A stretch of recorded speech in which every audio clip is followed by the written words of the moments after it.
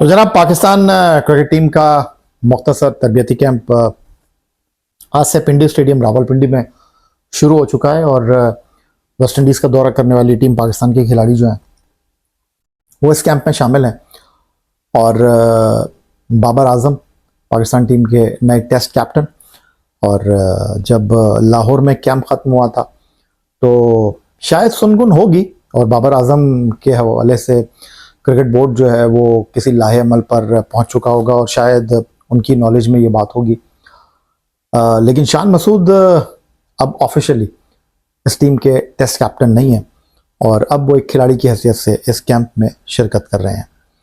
पाकिस्तान की टीम को West Indies में कुछ 2 टेस्ट मैच की सीरीज़ खेलनी है और उसके बाद पाकिस्तान की टीम जो है वो इंग्लैंड रवाना होगी 3 टेस्ट मैचों की सीरीज़ के लिए। और जो पाकिस्तान की टीम वेस्ट इंडीज़ जा रही है, ये दौरा पाकिस्तान टीम के लिए इम्पोर्टेंट होगा क्योंकि वेस्ट इंडीज़ की टीम लास्ट ईयर पाकिस्तान आई थी और 2 टेस्ट मैचों की सीरीज़ 1-1 से बराबरी पर ख़त्म हुई थी। एक टेस्ट मैच पाकिस्तान जीता था, एक वेस्ट इंडीज़ जीता था और दोनों टेस्ट मैच मुल्तान में हुए थे। और अब जो ये पाकिस्तान और वेस्ट इंडीज़ के 2 टेस्ट मैच हैं, पाकिस्तान और वेस्ट इंडीज़ के दरमियान इन 2 टेस्ट मैचों की सीरीज़ में पाकिस्तान की टीम किस तरह की कारकर्दगी का मुजाहरा करती है, ये एक इम्पॉर्टेंट सवाल होगा। और under the captaincy Babar Azam team किस तरह की परफॉर्मेंस देती है। उससे पहले मैंने सोचा कि आपके साथ कुछ चीज़ें शेयर कर लेते हैं। वेस्ट इंडीज़ के दौरे पर श्रीलंका की टीम थी पाकिस्तान से पहले और 3 एक रोज़ा मैचों की सीरीज़ श्रीलंका 1-0 से जीता। 3 T20 मैचों की सीरीज़ वेस्ट इंडीज़ 2-1 से जीता और 2 टेस्ट मैच पर मुश्तमिल सीरीज़ वेस्ट इंडीज़ के नाम रही 1-0 से। अब जो आदाद शुमार जिस बात का खुलासा कर रहे हैं कि जो वेस्ट इंडीज़ और श्रीलंका की सीरीज़ थी वहाँ पर बल्लेबाज जो थे उन्होंने डोमिनेट किया और वेस्ट इंडीज़ और श्रीलंका की सीरीज़ को सोबर्स टसेरा ट्रॉफी का नाम दिया गया था। और इस 2 टेस्ट मैचों की सीरीज़ में मजमूई तौर पर 658.2 ओवर्स का खेल हुआ, 2443 रन बने, 57 विकेटें गिरी और मजमूई तौर पर सीरीज़ में 6 सेंचुरियाँ और 7 मिस सेंचुरियाँ स्कोर हुई। और अब इस एतबार से पाकिस्तान और वेस्ट इंडीज़ के दरमियान इस सीरीज़ की इम्पोर्टेंस जो है वो बढ़ गई है। 2 टेस्ट मैच है पाकिस्तान के, 25 अप्रैल को पहला टेस्ट मैच और 2 अगस्त को दोनों टीमें 2 टेस्ट पर मुश्तमिल सीरीज़ में एक दूसरे के मद्दे मुकाबले होंगी। जो वेस्ट इंडीज़ और श्रीलंका के दरमियान पहला टेस्ट मैच हुआ था नॉर्थ साउंड में, यहाँ पर श्रीलंका ने फर्स्ट इनिंग में 308 और सेकंड इनिंग में 101 रन स्कोर किए थे। पहला ही टेस्ट मैच था।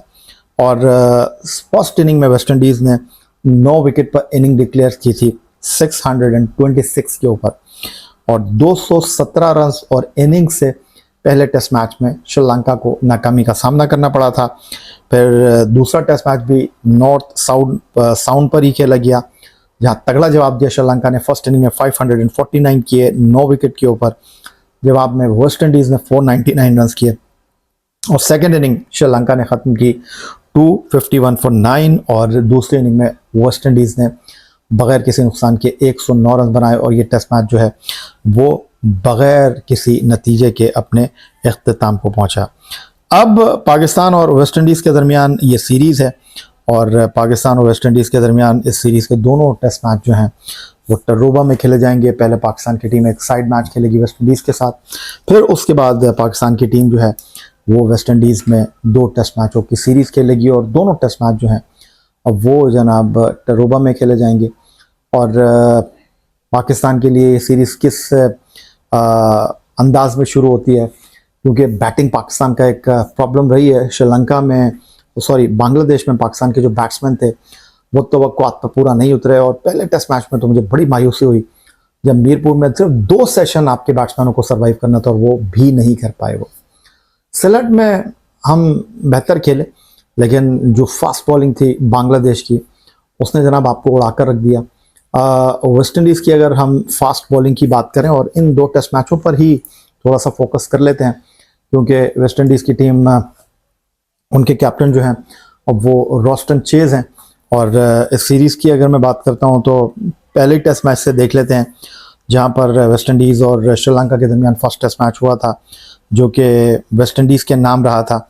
और पहली इनिंग में जो है वो श्रीलंका की टीम जो है 308 रन बनाने में कामयाब हुई थी, लेकिन वेस्ट इंडीज़ ने 626 किए थे और उसमें जो है वो आमिर जंगू 233 रन उन्होंने स्कोर किए थे। अब आमिर जंगू कौन है ये जनाब, ये देख लेते हैं। ये हैं जनाब आमिर जंगू जी, आमिर जंगू हैं, ये 28 साल के हैं और ट्रिनिडाड से इनका ताल्लुक है और 3 टेस्ट मैच इनके क्रेडिट पर हैं और 1 सेंचुरी इन्होंने बनाई है और जो हाईएस्ट स्कोर है इनका 233 वो श्रीलंका के खिलाफ हैं। और विकेट कीपर बैट्समैन है जी, लेफ्ट हैंड ये बैट्समैन है। तो अब देखते हैं कि पाकिस्तान के खिलाफ ये किस तरह की कारकर्दगी का मुजाहरा करने में कामयाब होते हैं। कोई और बड़ी इनिंग यहाँ पर नहीं रही। पहली इनिंग में जो स्कोर किए थे वेस्ट इंडीज़ ने 626, हाँ, रोस्टन चेल जो उनके कैप्टन है उन्होंने जनाब 3, 4, 5, 6, 7वें नंबर पर आकर जो है वो 324 गेंदों पर 194 रन की इनिंग खेली थी। और बॉलिंग की अगर मैं बात करता हूं तो जस्टिन ग्रेव्स जो थे वो 3 विकेटों के उसूल में कामयाब रहे थे श्रीलंका की पहली इनिंग में। फिर सेकेंड इनिंग में जो है वो कमरोच जो है वो 4 विकेटों के उसूल में कामयाब रहे थे। और दोनों ही इनिंग में श्रीलंका की जो पहली इनिंग अपने अख्ताम को पहुंची थी। और इसके अलावा जो है इस सीरीज़ में कोई टीम ऑल आउट नहीं हुई, बल्कि सेकेंड इनिंग में तो सेकेंड टेस्ट मैच में वेस्ट इंडीज़ की टीम जो है वो 109 उन्होंने किए थे बिना किसी नुकसान के। ओवरऑल अगर पाकिस्तान का दौरा है वेस्ट इंडीज़ हम देखते हैं तो यकीनी तौर पर पाकिस्तान के बल्लेबाजों के लिए ये एक इम्तिहान होगा। और वेस्ट इंडीज़ में पाकिस्तान का जो टॉप ऑर्डर बज़ाहिर आपको दिखाई दे रहा है वो अब्दुल्ला फजल हैं, आज़ान अवैस हैं, नंबर 3 पर जो है वो शान है, नंबर 4 पर कप्तान है, नंबर 5 पर आगा हैं और फिर उसके बाद विकेट कीपर मोहम्मद रिजवान होंगे। और क्या हम इस टेस्ट सीरीज़ में जो है अवैस ज़फ़र उनको जनाब डेब्यू कराएंगे? क्या हम आमिर जमाल के साथ ऑपरेट करेंगे और हम एक बैट्समैन जो है वो कम खिलाएंगे? क्योंकि हम सऊद शकील के साथ खेलते रहे हैं, तो ये भी एक बड़ा सवाल होगा कि क्या आप एक टेस्ट डेब्यू कराने जा रहे हैं। और बज़ाहिर जो सोच नज़र आती है उसके मुताबिक तो ये चीज़ आपको नज़र आ रही है। 2 आपके जेन्युइन फास्ट बॉलर होंगे और उसमें जनाब एक स्पिनर भी हो सकता है। अब अली उस्मान को ये खिलाते हैं या फिर ये साजिद के साथ जाते हैं, बट 3 आपके पेसर मुझे खेलते हुए नज़र आ रहे हैं। और अगर तो आपने छठे प्रॉपर बैट्समैन के साथ जाने का फ़ैसला किया तो टेस्ट डेब्यू पहले ही टेस्ट मैच में मुझे नज़र आ रहा है। तो सऊद शकील जो हैं उनको आपने जो है वो स्टैंड बाय रखा है, वेस्ट इंडीज़ नहीं लेकर जा रहे हैं। तो अब इस कॉम्बिनेशन के साथ बाबर आजम जो हैं वो सरफराज के साथ कैसे टीम बनाते हैं, कैसे चीज़ों को लेकर चलते हैं, ये इम्पॉर्टेंट होगा। बट ओवरऑल अगर देखा जाए तो एक चीज़ जो वाज़े तौर पर नज़र आ रही है कि अब्बास तो खेलेंगे पहला टेस्ट मैच, आमिर जमाल भी मुझे लगता है कि पहला टेस्ट मैच खेलेंगे। एक स्पिनर के साथ मुझे लगता है कि हम जाएंगे, लेकिन एक लंबी बैटिंग लाइनअप के साथ जो है हम इस टेस्ट मैच में मैदान में उतरेंगे।